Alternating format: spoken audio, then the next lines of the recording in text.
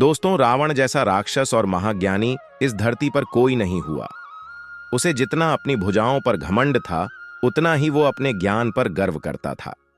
कहते हैं कि उस वक्त उसके जैसा ज्ञानी पुरुष कोई और नहीं था। रावण का नाम सुनते ही लोग उसकी बुराइयां बताने लगते हैं, लेकिन रावण को इस ब्रह्मांड का सबसे ज्ञानी पंडित कहा जाता है। कहते हैं कि रावण भगवान शिवजी का बहुत बड़ा भक्त था। कोई भी दिन ऐसा नहीं जाता था जिस दिन वो शिवजी की आराधना ना करे, लेकिन रावण के एक काम ने उसे हमेशा के लिए बुरा बना दिया। सीता माता का अपहरण करके उन्हें अपनी रानी बनाने के ख्वाब देखने वाला रावण शायद भूल गया कि उसने जिस सीता का अपहरण किया है वो अयोध्या के राजा दशरथ की पुत्रवधू हैं। उसका खामियाजा उसे अपने पूरे परिवार का सर्वनाश करवा के चुकाना पड़ा।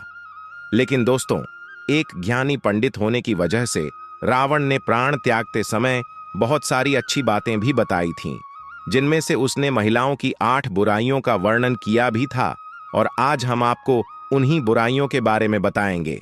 तो चलिए शुरू करते हैं। तो रावण ने माता सीता का अपहरण किया था। तब महल में वापस आते ही रावण की पत्नी ने रावण से कहा कि सीता पतिव्रता स्त्री है, आपको इस तरह किसी दूसरे की पत्नी को अपहरण करके नहीं लाना चाहिए था। इस पर रावण ने एक दोहा कहा था, नारी सुबह उस सत्य सब कहाँ ही अवगुण, 8 सदा उड डियच रहा ही साहस, अनुरोध चपलता माया भय, विवेक ऐस सोच दाया। इस दोहे में रावण ने स्त्री की 8 बुराइयों का वर्णन किया था, और जो पहली बुराई रावण के द्वारा बताई गई थी वो ये थी कि स्त्रियां साहसी होती हैं, लेकिन इस साहस का इस्तेमाल स्त्रियां एक अवगुण की तरह करती है। कहने का मतलब यह है कि कभी कभी वो साहसी होने के चक्कर में ऐसा कार्य कर जाती हैं जिससे उनके घर और परिवार को पछताना पड़ देता है। साहस अगर दुस्साहस में बदल जाए तो फायदे की जगह इसका नुकसान ही उठाना पड़ देता है। इसलिए स्त्रियों का साहसी होना एक अवगुण के समान है। और यह बात रावण ने इसलिए कही थी क्योंकि जब रावण की पत्नी को इस बात का पता चला कि रावण ने श्री राम की धर्म पत्नी सीता जी का हरण कर लिया है, तो रावण की पत्नी बहुत ज्यादा घबरा गई थी और डर गई थी। इस वजह से रावण के महल में प्रवेश करते ही रावण की पत्नी मंदोदरी ने रावण से कहा था कि आप उस वनवासी राम की पत्नी को उन्हें वापस कर दो, क्योंकि मुझे उस वनवासी से बहुत डर लग रहा है। इस पर रावण ने कहा था कि मंदोदरी, तुम लंकापति रावण की पत्नी हो, तुम्हारा इस तरह डरना लंकापति रावण के लिए एक शर्म की बात है। और इस बात से रावण ने औरतों के अंदर के साहस को एक अवगुण की तरह बताया था। दोस्तों, दूसरा रावण ने बताया था स्त्रियों के अंदर एक अजीब सा डर हमेशा बना रहता है। वैसे स्त्रियां निडर और साहसी होती हैं, लेकिन उनमें एक डर की भावना भी होती है और स्त्रियां अपने इस भय से बचने के लिए किसी भी हद तक जा सकती हैं। दोस्तों, रावण के अनुसार स्त्रियां बहुत ही कोमल स्वभाव की होती है। इस वजह से वो कभी कभी बिना वजह ही छोटी छोटी बातों पर डर जाती है और अपने इस डर से बचने के लिए वो किसी भी हद तक जा सकती है। स्त्रियां इस बहस से बचने के लिए कभी कभी वो काम तक करने को तैयार हो जाती है जो काम उन्हें कभी जीवन में नहीं करना चाहिए। और इस बहस से बचने के लिए स्त्रियां कभी कभी ऐसी मुसीबतों में फंस जाती हैं जहां से निकलना बहुत मुश्किल होता है और बाद में इन्हें इस चीज का पछतावा होता है। इन सब की वजह से इन स्त्रियों के साथ साथ इनके सगे संबंधियों को भी इस चीज का हर्जाना भुगतना पड़ जाता है। दोस्तों, तीसरा अवगुण जो रावण ने बताया था कि स्त्रियां बहुत बोलती हैं। रावण के मुताबिक स्त्रियां झूठ बोले बिना बिल्कुल भी नहीं रह पाती। यहां तक कि एक झूठ को छुपाने के लिए 100 झूठ भी बोलना पड़े तो भी इस तरह तैयार रहती है। इस बात में उन्हें कोई संकोच नहीं होता वो किसके सामने और किस तरह का झूठ बोल रही है।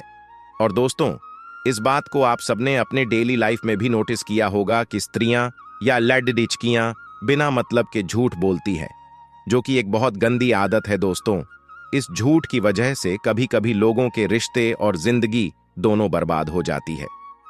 दोस्तों, चौथा अवगुण रावण ने बताया था कि स्त्रियां बहुत ही मतलबी होती है और अपना मतलब निकलवाने के लिए वह किसी भी हद तक जा सकती है, फिर चाहे उन्हें किसी को धोखा देना पड़े या फिर उन्हें किसी को अपने रास्ते से हटाना ही क्यों ना पड़े या फिर उन्हें किसी को झूठे मन से अपनाना पड़े।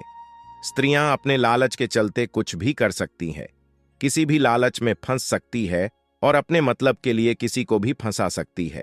रावण के मुताबिक जब स्त्रियों के बात करने में एकदम से परिवर्तन आ जाए तो उनसे खासकर सतर्क रहना चाहिए, क्योंकि स्त्रियों के स्वभाव में एकदम से परिवर्तन इस बात का सबूत है कि वो आपसे कोई काम निकलवाना चाहती है। रावण ने इस बात को तब कहा था जब रावण अपनी जिंदगी के अंतिम पल जी रहा था और उसके पास लक्ष्मण जी खड्डी डीढ़े हुए थे। दोस्तों, हम सभी जानते हैं कि रावण महाज्ञानी था। उसके पास मन को पढ़ने की असीम शक्तियां थीं और इन सब के बावजूद भी वो स्त्रियों के मन को नहीं पढ़ सका। इसलिए रावण ने 5वां अवगुण स्त्रियों से संबंधित बताया था कि स्त्रियां मन से बहुत चंचल होती हैं। रावण के मुताबिक स्त्रियों के मन में क्या चल रहा है, इस बात को जान पाना किसी भी मनुष्य के बस की बात नहीं है। स्त्रियों के मन में जो चल रहा होता है उसे कभी वो बताती भी नहीं है, और जब उनसे पूछा जाता है तो वो उस बात को इस तरह से घुमा देती है कि उसे समझ पाना एक बहुत टेढ़ी खीर हो जाता है। रावण के मुताबिक स्त्रियों के स्वभाव में माया की झलक होती है। अपने चंचल स्वभाव से स्त्रियां केवल आंखों आंखों में किसी को भी मोहित कर सकती है और उन्हें अपने हिसाब से कठपुतली की तरह घुमा सकती है। तो रावण ने इस बात का वर्णन अपने शास्त्रों में भी किया है और इस बात को भी बखूबी बताया है कि स्त्रियों के सारे गुणों में सबसे खराब अंकुर यही है और स्त्री की चंचलता से हर मनुष्य को बचना चाहिए, क्योंकि इस चंचलता के चक्कर में कई महाबली पुरुषों ने अपनी जिंदगी झोंक दी, लेकिन स्त्रियों की ये आदत नहीं जाती। इसलिए स्त्रियों की इस चंचलता से जितना हो सके दूर रहना चाहिए। दोस्तों, महाज्ञानी रावण ने बताया था कि स्त्रियों के पेट में कोई भी बात पचती नहीं है। अगर आप पुरुष हैं तो इस बात को आप बखूबी समझते होंगे और स्त्रियां इस बात को अच्छे से जानती होंगी कि वह किसी भी बात को अपने पेट में नहीं पचा सकती। रावण ने अपने प्राण त्याग से पहले बताया था कि स्त्रियां कभी भी किसी की बात को अपने तक ही सीमित नहीं रख सकती, तो चाहे आप उस स्त्री के कितने भी अच्छे सगे संबंधी या फिर रिश्तेदार क्यों ना हो, वो आपका भांडा कभी ना कभी पूरी ही देंगी और आपके गुप्त राज को आग की तरह तेजी से फैला देंगे। इसीलिए स्त्रियों को कभी भी राज की बात नहीं बतानी चाहिए।